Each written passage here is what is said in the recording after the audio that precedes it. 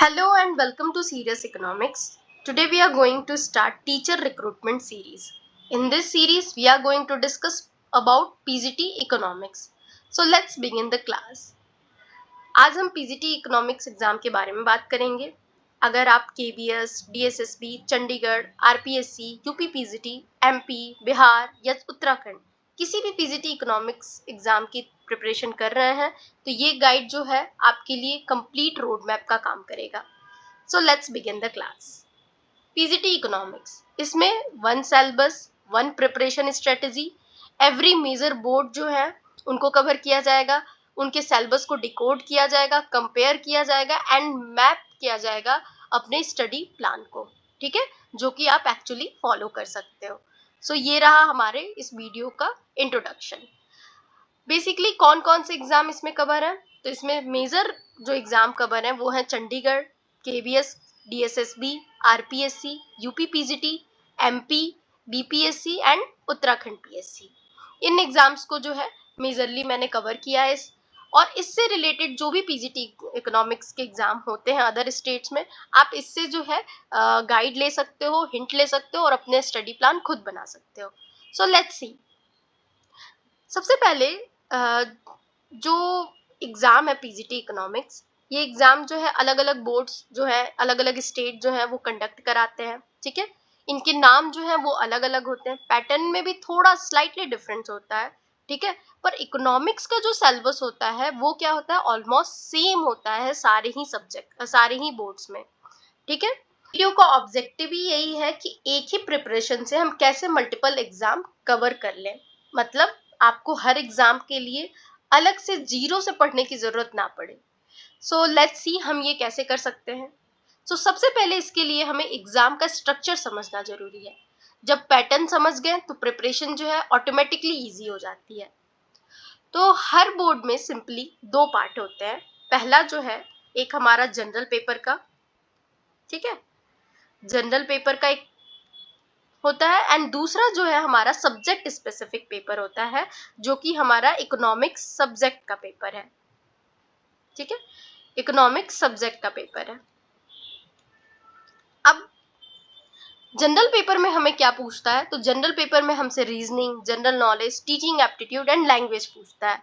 वही इकोनॉमिक्स के subject paper में इसमें आपका micro, macro, public finance, Indian economy, statistics, international economics, ये सब आता है. ठीक है, सो जनरल पेपर जो है ये हम UGC नेट के लिए भी ऑलमोस्ट सेम ही पढ़ते हैं, बट थोड़ा सा डीप हो जाता है इसमें टीचिंग एप्टीट्यूड वगैरह. ठीक है, सो लेट्स सी एग्जाम के स्ट्रक्चर को और भी डीपली समझते हैं. इकोनॉमिक्स जो है वो पेपर सबसे ज्यादा मार्क्स कैरी करता है इन सारे ही एग्जाम्स में. ठीक है, जनरल पेपर के जो है वो तो लाइक 50 क्वेश्चन का मोस्टली जो है हर बोर्ड जो है वो कंडक्ट करता है, बट जो आपका इकोनॉमिक्स का है सब्जेक्ट वो जो है 100 क्वेश्चन, मतलब सबसे ज्यादा वेटेज जो है आपके अपने पेपर का रहता है. ठीक है, तो इकोनॉमिक्स पेपर जो है वो सबसे ज्यादा मार्क्स कैरी करता है. इसलिए अगर आप सब्जेक्ट स्ट्रॉन्ग कर लेते हो तो सिलेक्शन के चांसेस क्या होते हैं, बहुत इंक्रीज हो जाते हैं, क्योंकि जनरल पेपर में हर कोई ही अच्छा परफॉर्म करके आता है. ठीक है, अब देखो कैसे रिक्रूटिंग बॉडी जो है ऑर्गेनाइज करती हैं written exam, paper, marks, negative marking and selection stage. ठीक है, इस चीज को हम लोग कवर करेंगे अपने एग्जाम स्ट्रक्चर में board by board. So let's सी. देखो स्ट्रक्चर को समझो, ओवरऑल बिग पिक्चर को समझो. ओवरऑल बिग पिक्चर ये है कि एवरी PGT इकोनॉमिक्स एग्जाम जो इंडिया में कंडक्ट की जाती हैं वो फॉलो करते हैं सेम बेसिक आइडिया.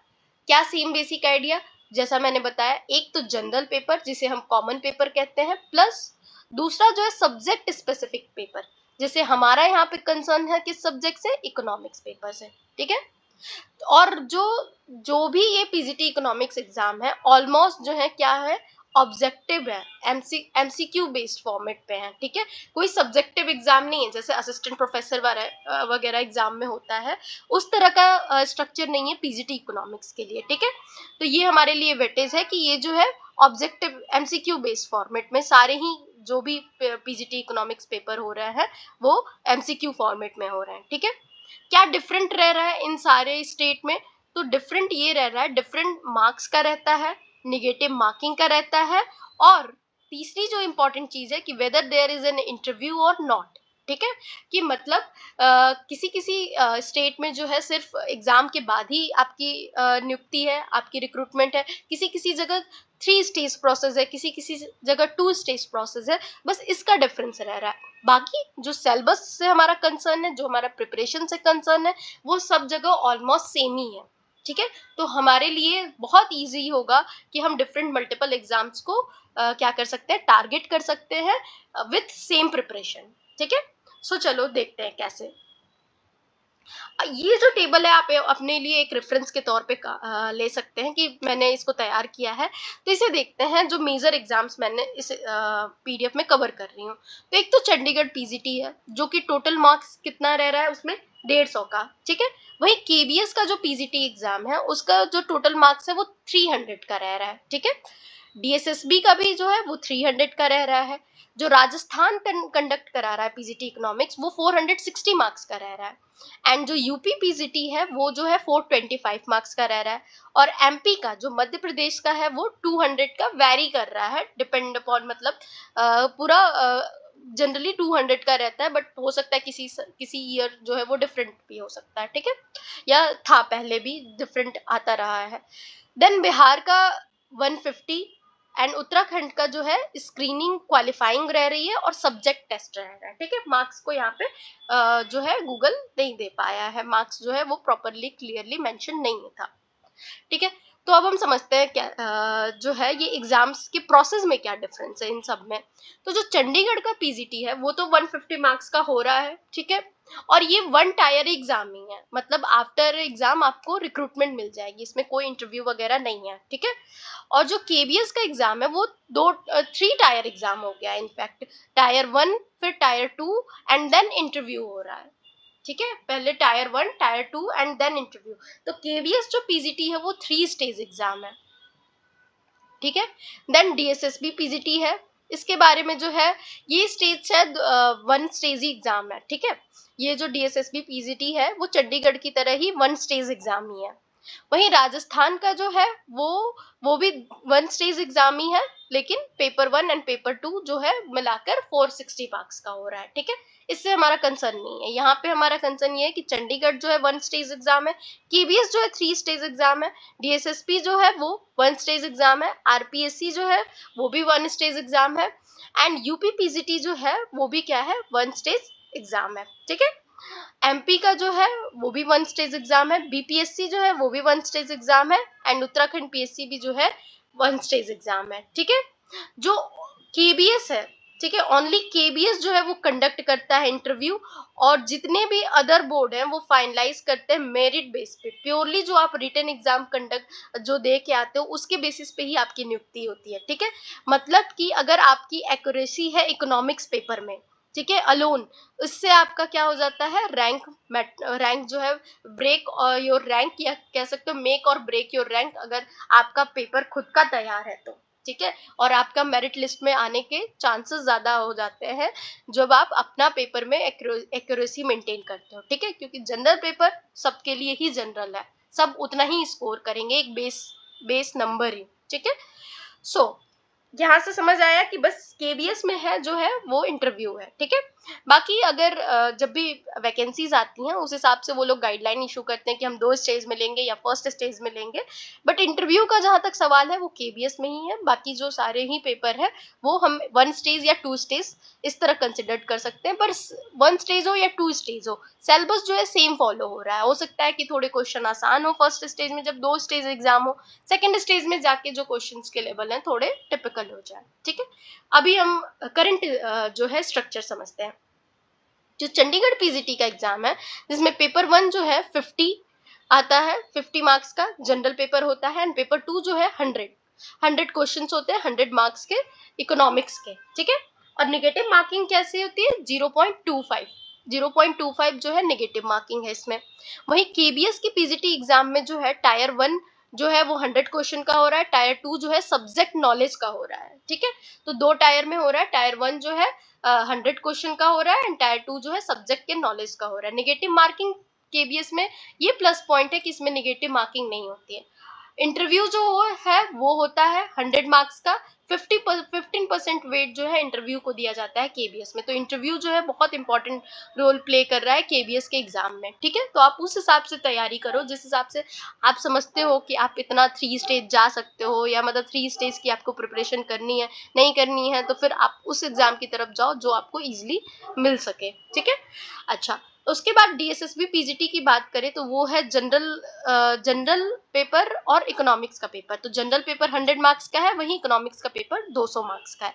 तो देख रहे हो आप, जनरल पेपर जो है वो हर जगह कॉमन है, ठीक है, बस मार्क्स में क्या है, डिफरेंस है, ठीक है। और सब्जेक्ट पेपर जो है आपका हर जगह सबसे ज्यादा वेटेज दे रहा है, चंडीगढ़ हो या आपका डीएसएसबी में 200 मार्क्स का हो, या आपका टायर 2 केबीएस का जब पीजीटी एग्जाम होगा उसका हो, ठीक है। अच्छा, केबीएस में याद हमने समझ लिया कि नेगेटिव मार्किंग नहीं है, डीएसएसबी में भी है 0.25 नेगेटिव मार्किंग, इंटरव्यू किसी में भी नहीं है, ठीक है। राजस्थान का जो पीजीटी इकोनॉमिक्स है उसका पेपर 1 जीके प्लस राजस्थान का जीके भी पूछा जाएगा, ठीक है। और पेपर 2 जो है वो तो इकोनॉमिक्स का ही होगा, और इसमें जो है नेगेटिव मार्किंग थोड़ी ज्यादा है कंपेयर टू अदर एग्जाम्स, ठीक है। इसमें जो है 0.33 है, ठीक है। उसके बाद यूपी पीजीटी की बात करें तो 125 एमसीक्यूज आ रहे हैं, सब्जेक्ट स्पेसिफिक भी रह रहा है और जनरल पेपर भी रहता है, ठीक है। तो ये जो है इसमें नेगेटिव मार्किंग नहीं है 125 एमसीक्यूज में। उसके बाद बात करें एमपी का जो है सेक्शन ए जनरल पेपर है and section be subject paper है, ठीक है। ये नोटिफिकेशन के अकॉर्डिंग जो है नेगेटिव मार्किंग पता चलेगी कि है कि नहीं है, अकॉर्डिंग टू नोटिफिकेशन, ठीक है। फिर अगर बात करें बिहार की, तो बिहार का जो पीजीटी इकोनॉमिक्स का पेपर होता है उसमें लैंग्वेज एक इंपॉर्टेंट रोल प्ले कर रहा है, plus general studies plus subject तीनों ही आ रहा है, ठीक है। और निगेटिव मार्किंग इसमें भी नहीं है, ठीक। तो बिहार का भी जो पीजीटी इकोनॉमिक्स का पेपर है तैयार करना, ये काफी बेनिफिशियल हो जाएगा हमारे लिए कि निगेटिव मार्किंग भी नहीं है। और जो सब्जेक्ट का क्वेश्चन है अगर 3 पार्ट में डिवाइड हो रहा है कि लैंग्वेज भी है, अगर किसी का लैंग्वेज पे पकड़ है, लैंग्वेज भी है, जीएस भी है एंड सब्जेक्ट भी है, अगर आपका इस तरह का प्रिपरेशन है तो बेस्ट एग्जाम तो बिहार का रहेगा, ठीक है। अगर नहीं है तब तो फिर आप सब्जेक्ट स्पेसिफिक वाले ही एग्जाम पे जाइए। क्यों ही हमें एक्स्ट्रा एफर्ट मारना है किसी चीज के लिए जब हमें बाकी चीजें अवेलेबल है, बाकी एग्जाम्स हो सकते हैं। उत्तराखंड पीएससी की बात करें तो इसमें जो है स्क्रीनिंग टेस्ट है एंड फिर सब्जेक्ट नॉलेज टेस्ट है, ठीक है। और ये भी जो है नोटिफिकेशन वाइज वेरी होती है, ठीक। तो ये रहा ओवरऑल हमारा एग्जाम का स्ट्रक्चर, इंपॉर्टेंट जितने भी पीजीटी इकोनॉमिक्स के हैं, ठीक है। तो इससे ये पता चला हमें कि केबीएस जो है वो जो है इंटरव्यू करा रहा है और बाकी एग्जाम में इंटरव्यू का प्रोसेस नहीं है।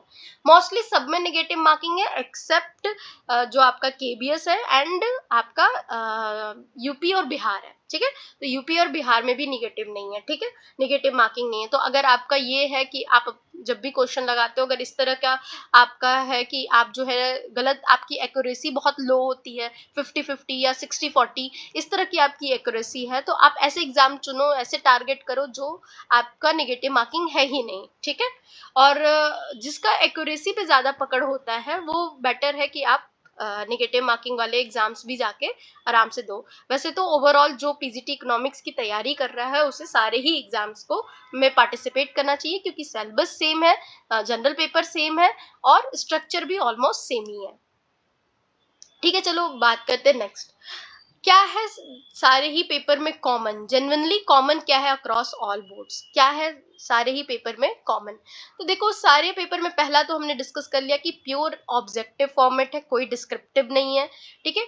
2 पार्ट स्ट्रक्चर है, 2 पार्ट स्ट्रक्चर है कि जनरल पेपर है जिसे हम एप्टीट्यूड पेपर भी कह सकते हैं कि आपकी जनरल नॉलेज चेक की जा रही है regarding general maths, general reasoning, general studies के बारे में, ठीक है। तो जनरल एप्टीट्यूड पेपर और subject specific exam economics paper जो है वो 2 पार्ट स्ट्रक्चर जो है हर एक एग्जाम में है, ठीक है। और इकोनॉमिक्स पेपर को सबसे हाईएस्ट वेटेज दी जा रही है हर एक बोर्ड में। सेक्शनल क्वालिफाइंग कट ऑफ जो है वो कॉमन है, 40% मिनिमम ईच पार्ट में आना चाहिए, ठीक है। क्वालिफाइंग आपका 40% ईच पार्ट में आना चाहिए, ऐसा नहीं कि आपने सब्जेक्ट स्पेसिफिक में हाई स्कोर कर दिया और जनरल पेपर में आप 0 कर रहे हो, ठीक है, ठीक है।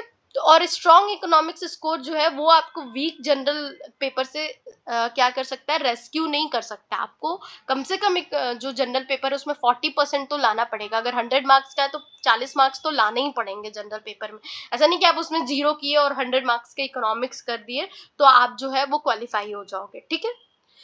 Content is drawn from the same source. कहाँ से कंटेंट लिया जा रहा है, तो एनसीईआरटी जो है हमारी क्लास 11th-12th की इकोनॉमिक्स की, वहां से कंटेंट लिया जा रहा है। Graduate level public finance and international economics से, ठीक है, और अदर भी जो हमारे कोर सब्जेक्ट्स हैं, कोर यूनिट्स हैं, उनसे जो है कंटेंट लिया जा रहा है। कंसर्न रहा है एनसीईआरटी क्लास 11th-12th की, तो I will teach in this YouTube channel properly in detail जो एनसीईआरटी से क्वेश्चन बन सकते हैं, और एनसीईआरटी को प्रॉपर डिकोड करूंगी मैं 11th-12th की इकोनॉमिक्स की, ठीक है। प्लस यूजीसी नेट लेवल का मैंने ऑलरेडी ऑलमोस्ट सारे जो सिलेबस है वो कवर कर चुकी हूँ मैं, बस मैक्रो बाकी है जो मैं विद इन 1 मंथ वो भी कवर कर दूंगी। तो आपका high level post graduate level पे तो आपका सिलेबस कवर है, बस आपको जो है एनसीईआरटी जो है क्लास 11th-12th की वो मुझे थोड़ा टाइम देना पड़ेगा, क्योंकि वो इक्वली इंपॉर्टेंट हो जाएगा यूपीएससी या अदर जो भी गवर्नमेंट एग्जाम हो रहा है। एनसीईआरटी जो है मोस्ट इंपॉर्टेंट पार्ट प्ले करती है। तो मैं इसी तरह की वीडियो बनाऊंगी कि वो मतलब आप इंडिया में कोई भी एग्जाम देने बैठ रहे हो तो वो जो एनसीईआरटी आप पढ़ के जा रहे हो वो आपको इतनी क्लैरिटी दे कि आपको दोबारा पढ़ने की जरूरत ही ना पड़े, ठीक है।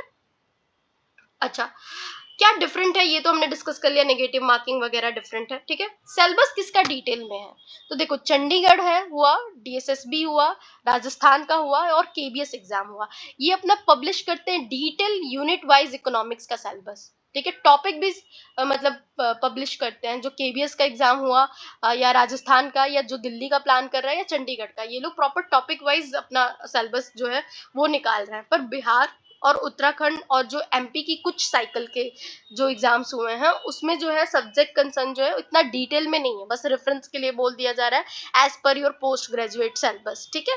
सो आप इन जो 4 एग्जाम है इनसे आप जो है अंदाजा लगा सकते हो कि ये लोग भी क्या ही, बिहार जो है, उत्तराखंड है और एमपी है, वो क्या ही पूछ लेंगे और एक्स्ट्रा इन्हीं और क्या ही सिलेबस बनाएंगे, इसी तरह का सिलेबस बनाएंगे जो सब्जेक्ट से रिलेटेड है, ठीक है। तो इससे आप रेफरेंस ले सकते हो इन स्टेट्स का भी, ठीक है। चलो अब हम बात करते हैं कि the master economics syllabus, master economics syllabus के बारे में, ठीक है। तो देखो, जो built from Chandigarh official 7 unit syllabus, the most detail of all board and the one that cover everyone else requirements too। देखो मतलब ये मैंने मेरा कहने का है कि जो masters of economics, masters economics syllabus, मतलब कि जो चंडीगढ़ का सिलेबस है इतना डिटेल है, इतना बेहतरीन है, मतलब उसमें टॉपिक वाइज भी बाइफ्रिकेट किया है कि आप उससे रेफरेंस ले सकते हो कि हमें किस तरह की तैयारी, किस गाइडलाइन की तैयारी जो है वो हमें करनी चाहिए for all other PGT economics, ठीक है। सो मैंने चंडीगढ़ का जो ऑफिशियल सिलेबस है उसी को रेफरेंस में लिया है फॉर ऑल अदर एग्जाम, ठीक है। चलो क्या कवर करता है चंडीगढ़ का ऑफिशियल पीजीटी इकोनॉमिक्स सिलेबस, ठीक है। बिकॉज इकोनॉमिक्स कंटेंट इज जो है स्टैंडर्डाइज है एनसीईआरटी से ग्रेजुएट लेवल पे nation wide, and mastering these 7 unit prepare for KBS, DSSB, Rajasthan, UP, MP, Bihar and Uttarakhand simultaneously, ठीक है। मतलब वही कि जो चंडीगढ़ से हमने 7 units उठाए हैं, ठीक है, 7 units जो चंडीगढ़ ने दिए हैं अपने सिलेबस में, प्रॉपरली डिटेल मेंशन उसमें किया गया है, वो 7 units से जो है हम प्रॉपर उस डिटेल प्रिपरेशन से हम प्रॉपर कवर कर सकते हैं ये जो भी मल्टीपल एग्जाम्स हैं, ठीक है। तो क्या क्या डिटेल सिलेबस है, लेट्स सी। पहला तो यूनिट 1 जो है वो माइक्रो इकोनॉमिक्स से पूछी जाएगी, दूसरा जो है मैक्रो इकोनॉमिक्स है, तीसरा जो है डेवलपमेंट इकोनॉमिक्स एंड प्लानिंग है, चौथा जो है पब्लिक फाइनेंस है, एंड पांचवा जो है वो इंटरनेशनल इकोनॉमिक्स का यूनिट है, एंड छठवा जो है इंडियन इकोनॉमिक्स है, एंड 7th जो है वो स्टैटिस्टिक्स फॉर इकोनॉमिक्स है। अच्छा, इसमें ध्यान देना इकोनोमेट्रिक्स का जिक्र नहीं है, क्यों, क्योंकि हम पीजीटी के लिए एग्जाम देने जा रहे हैं जो कि 11th-12th के लेक्चरर के लिए एग्जाम होता है, जो 11th-12th का सिलेबस होता है उसी अकॉर्डिंग जो है पेपर भी डिजाइन किया जाता है।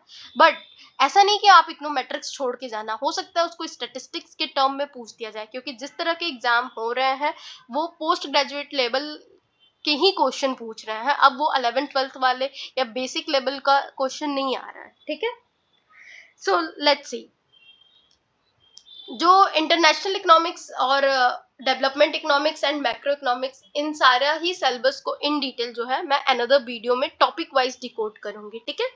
अभी हम ओवरऑल पिक्चर देखते हैं कि हमें क्या क्या कैसे कैसे अपनी स्टडी प्लान बनाना है, ठीक है।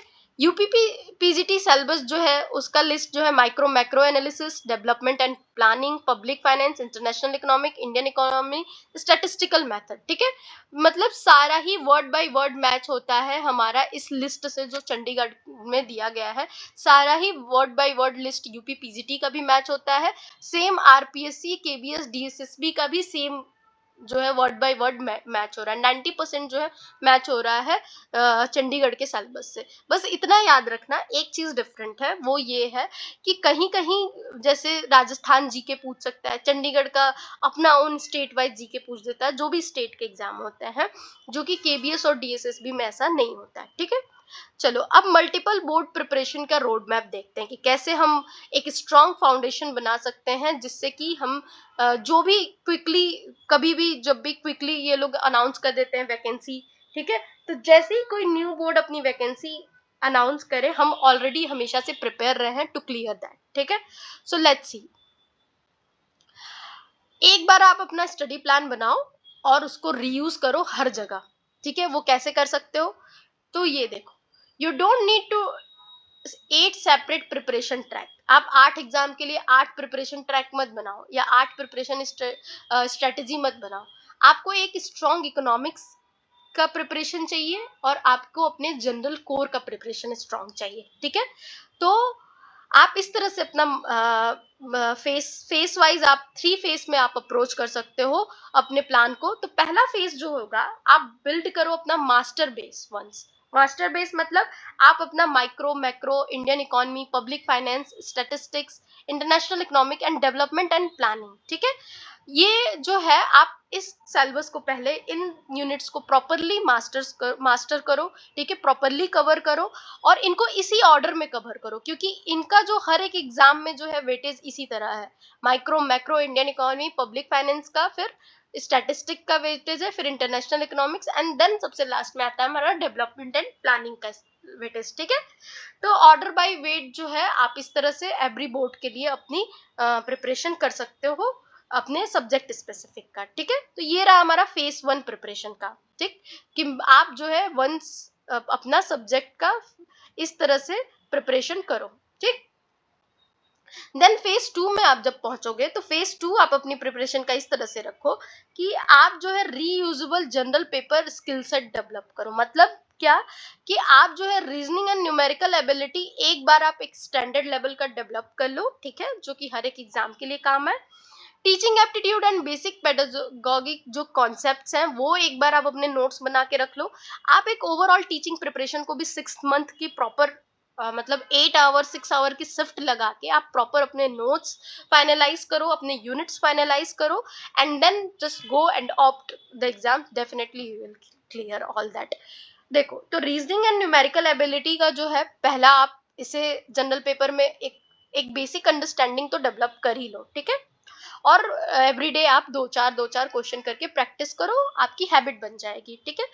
टीचिंग एप्टीट्यूड एक बार आपने नोट्स बना लिया, जब जब एग्जाम देने जाओ पढ़ लो।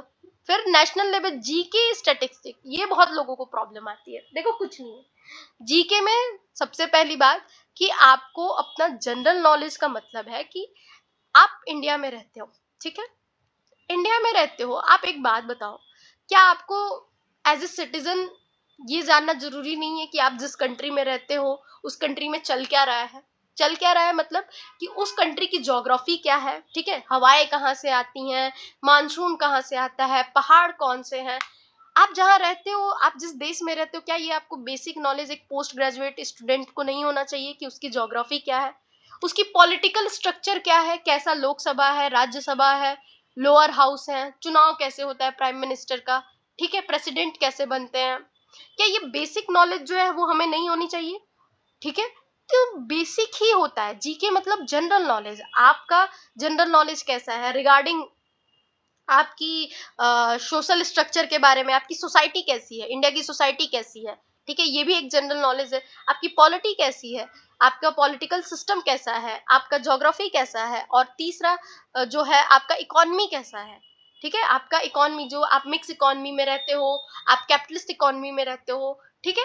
तो ये जो है जीके, मतलब जो स्टैटिक जीके है, हिस्ट्री आपकी क्या है, इतिहास क्या है आपकी, आजादी के पहले, आजादी के बाद, आपके जो इंडस वैली सिविलाइजेशन से लेके आज तक जो है मॉडर्न इंडिया तक आप जो है किस तरह से इवॉल्व हुए हो as a country. So this are the basic thing जो आपको ऐसे भी आनी चाहिए। और एक बार अगर आपने मन से अपने देश को जानने की कोशिश की about geography, history and polity, I don't think इसमें कोई रटने वाली चीज है कि आप फैक्ट्स याद करो, कुछ याद करो, नहीं। आपने एक बार समझ लिया कि what is your geography, history and political structure, ये आपका जीके के स्टैटिस्टिक कंप्लीट, स्टैटिक जो है पार्ट कंप्लीट। देन आफ्टर आपको करंट अफेयर की जहां तक कंसर्न है, आप डेली ही न्यूज पढ़ते हो कि E20 पेट्रोल आया, फिर एंटी डिफेक्शन लॉ लग गया, ठीक है। तो ये जो है, ये जो न्यूज आप पढ़ते हो तो बस सुनते जाओ। अगर आप 6 महीने लगातार जो किसी भी यूट्यूब चैनल को सुन लो, किसी भी हिंदू का पेपर आता है, अगर आपको पढ़ा नहीं जाता है तो आप एडिटोरियल जो आते हैं, यूट्यूब वीडियोस जो आते हैं, आप उनको सुनो और आपको पता चलेगा रोज चल क्या रहा है, क्या पॉलिसी आ रही है, कौन से मिनिस्टर ने क्या किया। मतलब आप क्राइम न्यूज सुनने से बेटर है कि आप ये देखो कि वाकई गवर्नमेंट क्या कर रही है, मतलब कौन सी योजना लॉन्च कर रही है क्या। अगर आप डेली सुनते जाओगे तो इतना करंट अफेयर पे भी एफर्ट नहीं करना, वरना करंट अफेयर तो इतना कुछ क्वेश्चन बन सकता है, और जो बनना होगा एग्जाम में वो क्वेश्चन बन जाएगा, जो नहीं बनना होगा वो नहीं बनेगा। अगर वो जनरल करंट अफेयर है कि आज के टाइम में क्या चल रहा है तो बन जाएगा। अगर वो 3 साल पहले का पूछते हैं तो ये आपका कंसर्न ही नहीं है, ये आपकी प्रिपरेशन का कंसर्न ही नहीं है, ठीक है। सो बेसिक इतना करना है। बाकी रही बात जनरल जीएस पेपर की, तो I will definitely make a video. I have a UPSC background, so मैं डेफिनेटली इसको इतने बेहतरीन तरीके से पढ़ाने की कोशिश करूंगी कि कभी भी किसी भी टीचिंग एग्जाम के लिए तो कभी वो मतलब कम नहीं पड़ेगा, ठीक है। ओके, देन हम स्टेट स्पेसिफिक जीके फेज 3 में कवर करेंगे, ठीक है। फेज 3 जो होगा वो हमारा होगा स्टेट स्पेसिफिक जीके का, ठीक है। तो अब मैं ये चेक करूंगी कि किस किस स्टेट में पीजीटी इकोनॉमिक्स की वैकेंसी आती है और वो अपनी स्टेट स्पेसिफिक जीके पूछते हैं। तो मैं ट्राई करूंगी कि 2-2 3-3 वीडियो करके, जैसे यूपी 28 स्टेट है, हम ज्यादा से ज्यादा, मैं मेनली 8 से 10 स्टेट्स के जीके जो है वो कवर करा दूंगी। उसके बाद जो है आप अपनी preparation along with this add करके कंप्लीट कर सकते हो। अच्छा, ठीक है। अब फेज 3 की बात करें तो ईच स्पेसिफिक एग्जाम की बात करें तो चंडीगढ़ की बात करें तो चंडीगढ़ जो है, Chandigarh and Punjab region GK आता है, ठीक है। पंजाबी लैंग्वेज का सेक्शन है, थोड़ा सा यही एडिशन है। तो ये अगर आपने जब अपना core economics and general paper कर लिया यार, तो ये जो है ना, ये कवर करना 10 दिन का काम है, सीरियसली। इसमें आपको मास्टरी करनी ही नहीं है, आपको मास्टरी इसी में करनी है। ये 10 दिन का काम है कि आप पंजाब रीजन का जीके उठाए, कोई भी यूट्यूब चैनल देख लिए कि क्या है जीके भाई, क्या है पंजाब की ज्योग्राफी, स्पेसिफिक स्टेट की ज्योग्राफी क्या है, पॉलिटिकल स्ट्रक्चर क्या है, हिस्ट्री क्या थी इनकी, ठीक है। एक यूट्यूब वीडियो देखा, जितना रिटेन हुआ हुआ, नहीं हुआ कोई बात नहीं है, ठीक है। और बाकी कुछ फैक्ट्स हुए, आपने 1-2 पेज पे नोट किया, एग्जाम से पहले रट लिया, गए, ठीक है। लैंग्वेज सेक्शन में भी ऐसी है, एक कोई मैराथन देख लो, यूट्यूब देख लो, या 15 दिन की प्रिपरेशन दे दो यार, बहुत है। 10 डे 15 डे बहुत है इस चीज को, स्पेसिफिक चीज को तैयार करने का, ठीक है। और बाकी ओवरऑल अपना अगर कोर तैयार है तो ये तो आपको एडिशनल मार्क्स दिलाई देगा, ठीक। यूपी में भी यूपी स्पेसिफिक जीके आता है, एमपी में भी एमपी स्पेसिफिक जीके आता है, बट ये इतना कुछ डरावना नहीं है। अपने स्टेट से वो ओवरऑल जो है वो कितना ही पूछ देंगे, 10 क्वेश्चन, 15, 10, मैक्सिमम 10 पूछेंगे अगर अपने स्टेट से पूछना होगा तो, ठीक है। राजस्थान की हिस्ट्री जीके, कल्चर, बिहार की जीके, ठीक है, एंड उत्तराखंड की, ठीक है। एवरीवेयर जो आप, जब आप इंडिया की ज्योग्राफी पढ़ते हो ना, तो ऑलरेडी हम घबराते इसलिए हैं जीके से, क्योंकि जब हम इंडिया की पढ़ते हैं तो हम डिटेल में कोई चीज पढ़ते ही नहीं है। जब आप इंडिया की ज्योग्राफी और इंडिया का जनरल नॉलेज लेते हो ओवरऑल, उसमें ऑलरेडी स्टेट्स कवर होते जाते हैं, ठीक है।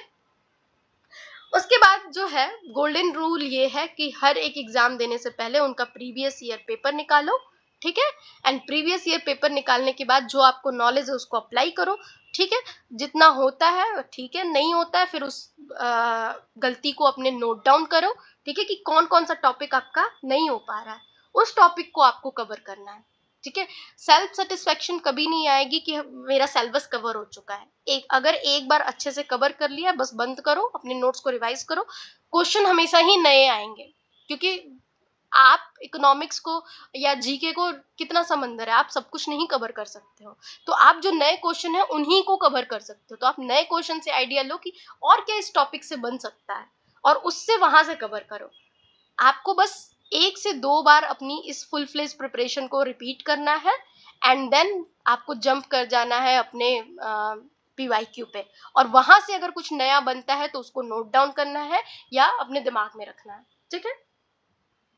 अच्छा, एग्जाम डे स्ट्रेटेजी की बात करें तो क्या याद रखना है कि चंडीगढ़ डीएसएसबी आरपीएससी में जो है ओनली उन्हीं चीजों को अटेम्प्ट करो जिसमें रीजनेबली कॉन्फिडेंट हो, या एलिमिनेशन भी लगाओ तो लॉजिक के बेसिस पे। ठीक है, जब आपको 2 ऑप्शन पे श्योर हो और 2 ऑप्शन पे अनश्योर हो तब आप 50-50 का चांस ले सकते हो। ठीक है, मतलब गेस करने से अच्छा है कि आप स्किप कर देना, क्योंकि जहां नेगेटिव मार्किंग होती है वहां कट ऑफ थोड़ा एवरेज जाता है। ठीक है, जहां नो नेगेटिव मार्किंग होती है वहां पे केबीएस, यूपी, बिहार, ठीक है, इसमें जो है सारे ही क्वेश्चन 100 के 100 आए या ना आए अटेम्प्ट करके आना है, कुछ भी लगा के आना है। एजुकेटेड मतलब एजुकेटेड गेस तो लगाना है, बट इन लास्ट अगर ना लगे तो भी सब कुछ लगा के आना है। ठीक है, जहाँ पे नो नेगेटिव मार्किंग है। ओके, देन स्टडी प्लान की बात करें तो आप इस वीक बाय वीक प्लान बनाओ एंड 0 to एग्जाम रेडी तक आप अपना उस प्लान को मतलब रेडी रखो। ठीक है, तो 12 वीक का मास्टर स्टडी प्लान आप इस तरह से बना सकते हो कि 1 से 2 वीक जो है आप जो है फाउंडेशन अपनी माइक्रो इकोनॉमिक्स की तैयार करो। ठीक है, देन 3 से वीक 3 एंड वीक 4 में आप अपना मैक्रो इकोनॉमिक्स कवर करो। तो मतलब ऑलमोस्ट आपका 1 महीने में माइक्रो एंड मैक्रो जो है किस तरह से तैयार हो जाएगा विथ कॉन्सेप्ट। जो हाई वेटेज कॉन्सेप्ट है ये भी देख लेना आप, वो भी मैं करा दूंगी कि जो हाई वेटेज कॉन्सेप्ट है, जो हाई वेटेज टॉपिक्स आते हैं, ठीक है, वो पहले कवर करना। ठीक है, पढ़ना तो सब कुछ है, पढ़ लिया सब कुछ, इन लास्ट आपको रिटेन हाई वेटेज टॉपिक ही करने हैं। ठीक है, और उसके बाद आपको 30 MCQ लगाना है एवरीडे हर एक टॉपिक के बाद। और इस तरह का काम आपको एक पूरे फुल मंथ में करना है। फुल मंथ में आपको माइक्रो एंड मैक्रो कवर करना है। जैसे टॉपिक कवर हो रही है पास्ट ईयर MCQ लगाना है, आपको रियलाइज हो जाएगा आपका कवर हुआ है कि नहीं हुआ है। ठीक है, देन जब पहला मंथ खत्म होता है उसके बाद जो है वीक 5 to 6 और वीक 7 to 8 में, मतलब आपके दूसरे महीने में Indian economic plus development and planning को कवर करना है। ठीक है, and public finance plus international economics. ठीक है, तो 2 महीने में आपके 4 सब्जेक्ट कवर हो गए। एंड देन थर्ड मंथ जब स्टार्ट होता है तब आपको स्टैटिस्टिक्स करना है एंड जनरल पेपर पे आपको कमांड बिल्ड करना है। ठीक है, तो ये 3 महीने की आपकी ओवरऑल जो है प्लानिंग है। ठीक है, और वीक 11 जो है स्टेट स्पेसिफिक पैच को देखना है एंड रिवीजन और एरर एनालिसिस करना है वीक 12 में।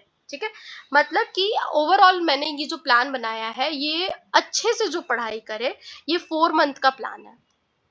4 मतलब 3.5 मंथ का प्लान है, पर 4 मंथ का प्लान जो अच्छे से पढ़ाई करे उसके लिए जो 6 आवर डेली डे, देन वो जो है ये इसको 4 मंथ में जो है प्रॉपर कवर कर सकता है और किसी भी पीजीटी इकोनॉमिक्स एग्जाम के लिए वो रेडी हो सकता है। ठीक है, लेकिन एक और चीज याद रखनी है कि ये कोई हार्ड एंड फास्ट रूल नहीं है कि आपको 4 महीने में कवर करना है। अगर आपको कॉन्सेप्ट में टाइम लगता है समझने में तो आप इससे ज्यादा भी एक्सटेंड करो। तो ओवरऑल आप अपना 6 मंथ स्ट्रेटेजी लेके चलो कि आपने पहले सेक्शन वाइज तैयार किया, सेक्शन वाइज में आपने MCQ तैयार किया, MCQ देने के बाद आपने अपना पेपर 1 तैयार किया, स्टेट स्पेसिफिक जीके थोड़ा तैयार किया। 4 मंथ में आपके ये कंटेंट तैयार हुए एंड 5th मंथ में आप उन कंटेंट को रिटेन कर रहे हो with 5th to 6th month. 2 महीने अपने आप को ले लो कि 5th to 6 मंथ में आप कंटेंट अपना रिटेन कर रहे हो और विथ PYQ प्रैक्टिस कर रहे हो। ठीक है, एंड आप होली रेडी हो किसी भी तरह के नोटिफिकेशन आने पे एग्जाम में बैठने के लिए। ठीक है, that's it for the for all PGT economics guide and you can see like ये बाइफ्रिकेटेड भी मैंने कर दिया है इन डिटेल। तो इन सब में यही है कि आप यहाँ पे हाई वेटेज टॉपिक हैं जो जिन्हें आपको कवर करना चाहिए। ठीक है, अगर किसी को रिक्वायरमेंट है they can just comment that आपको ये PDF चाहिए, तो I will definitely make a Telegram group and share to you guys. Kindly like and subscribe to my channel. It will motivate me to build these type of a content and cover all these syllabus to you. For you.